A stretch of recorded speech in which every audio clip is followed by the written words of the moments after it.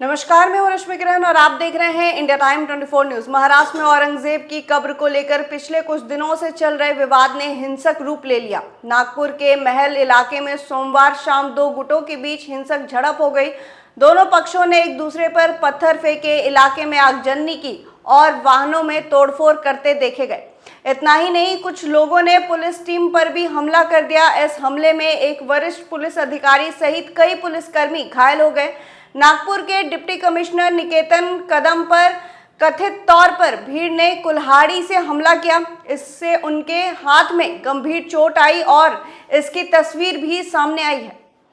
इसके अलावा दोनों पक्षों के बीच हुए पथराव में से 8 से 10 पुलिसकर्मी घायल हो गए। वहीं 4 अग्निशमन कर्मी भी घायल बताए जा रहे हैं। इस मामले में पुलिस ने रात भर चलाए गए तलाशी अभियान में अब तक 30 संदिग्धों को गिरफ्तार किया है। अब स्थानीय भाजपा विधायक ने इन सारे घटनाक्रम को लेकर बड़ा खुलासा किया है। नागपुर के महल इलाके में घरों और कारों में आग लगाने को लेकर बड़ा बयान सामने आया है। नागपुर मध्य से भाजपा विधायक प्रवीण दटके ने दावा किया है कि बाहर से आए लोग घरों और कारों में आग लगाते दिखे हैं। सुबह विरोध प्रदर्शन हुआ, लेकिन पुलिस ने हस्तक्षेप करके मामले को शांत करा दिया। फिर रात में महल कैंपस और दूसरे क्षेत्रों पर पत्थर फेंके गए, वाहनों में आग लगा दी गई, दमकल कर्मियों की पिटाई की गई। बाहर से आए लोग आम लोगों के घरों में आग लगा देते हैं। प्रवीण ने दावा किया है कि पत्थर किसी लक्ष्य पर फेंके गए थे।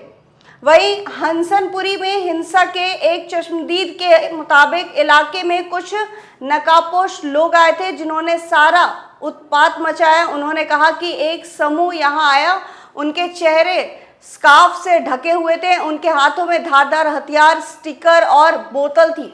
उन्होंने हंगामा करना शुरू कर दिया, दुकानों में तोड़फोड़ की और पथराव किया। उन्होंने वाहनों में भी आग लगा दी। ये वाकया हो गया अभी समझ जाओ 9:30 बजे का। नहीं, उस समय की घटना का समय क्या था? 8:30 बजे का। क्या हुआ? 8:30 बजे का एकदम ऐसा 500,000 लोग ऐसे दौड़ के आए, पत्थरबाजी की है और घर पे पत्थर मारे और हमारी कार जला दी है। आपकी कौन सी कार? टाटा टियागो को। कितना मॉब था वो? यानी माप था कम से कम 1000 लोगों का। और किस तरीके से इस एरिया में उन्होंने नुकसान पहुंचाया? यानी कम से कम 25 से 30 गाड़ी उन्होंने तोड़-फोड़ कर दी है, कांच फोड़ दिए गाड़ियों के। उधर नागपुर पुलिस आयुक्त रविंद्र सिंघल ने नागरिकों को आश्वासन दिया कि अब स्थिति नियंत्रण में है। उन्होंने कहा है कि फिलहाल स्थिति शांतिपूर्ण है। एक फोटो जलाने की घटना हुई है, जिसके बाद लोग इकट्ठा हो गए।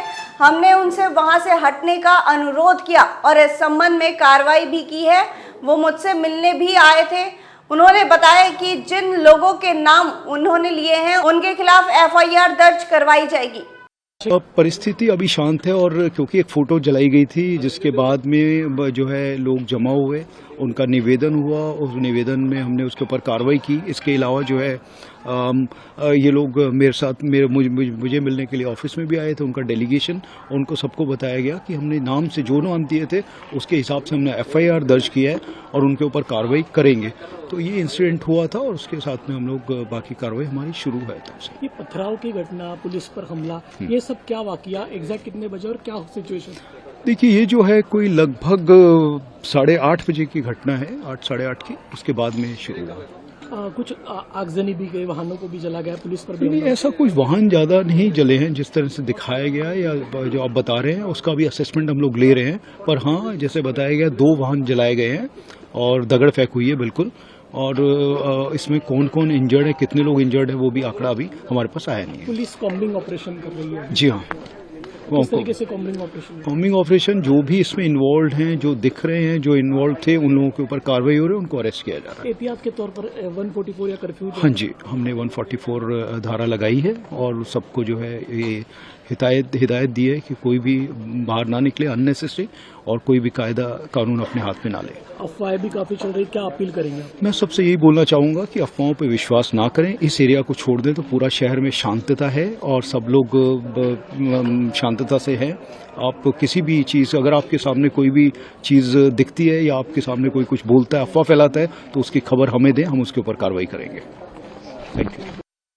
इसके साथ ही उन्होंने ये भी कहा है कि ये घटना रात करीब 8 से 8:30 बजे हुई है। ज्यादा वाहन चलाए नहीं गए हैं। हम नुकसान का आकलन कर रहे हैं। अब तक 2 वाहनों को जलाने और पथराव की घटना सामने आई है। पुलिस तलाशी अभियान चला रही है और दोषियों की पहचान कर उन्हें गिरफ्तार किया जा रहा है। हमने धारा 144 लागू कर दिया है और सभी को अनावश्यक रूप से बाहर ना निकलने और कानून अपने हाथ में ना लेने की हिदायत दी है। अफवाहों पर विश्वास ना करें। इस क्षेत्र को छोड़कर पूरा शहर शांतिपूर्ण है। अभी लेंगे एक छोटा सा ब्रेक और ब्रेक के बाद वापस लौटेंगे दूसरी खबर पर। भगत चंद्रा हॉस्पिटल विश्व की सभी आधुनिक और बुनियादी सुविधाओं से परिपूर्ण एक world class multi speciality hospital Mahavir enclave Palam Dabri road पर स्थित साउथ वेस्ट दिल्ली का एकमात्र मल्टी स्पेशलिटी हॉस्पिटल, जहां 24 घंटे आपकी सेवा में उपलब्ध हैं वेल क्वालिफाइड डॉक्टर्स और हेल्पिंग स्टाफ। डॉक्टर CM भगत द्वारा स्थापित भगत चंद्रा हॉस्पिटल आपकी सेहत का ख्याल रखना ही इसकी प्राथमिकता है, वो भी अफोर्डेबल रेट्स में। ब्रेक के बाद आपका स्वागत है। केरल के कोलम में एक 21 वर्षीय युवक की चाकू मारकर हत्या कर दी गई और हत्या करने के बाद हत्यारे ने खुद ट्रेन के आगे कूदकर आत्महत्या कर ली। ये घटना सोमवार शाम को हुई और मृतक की पहचान फेनिप जॉर्ज गोमस के रूप में हुई है, जो 162 फ्लोरिडेल विल्लापुरम मटका नगर का निवासी था। हत्यारे की पहचान तेजस राजू के रूप में हुई है, जो निंदकारा का मूल निवासी था। फेबिन के घर पहुंचा और उसे चाकू मार दिया। उसके पिता जॉर्ज गोमेज ने हत्यारे को रोकने की कोशिश की, लेकिन वो सफल नहीं हो सके और घायल हो गए। फेबिन की हत्या करने के बाद राजू भाग गया और घर से केवल 20 मीटर की दूरी पर गिर गया। दोनों शवों को जिला अस्पताल में मुर्दा घर में रखा गया है। एक अन्य घटना में पिछले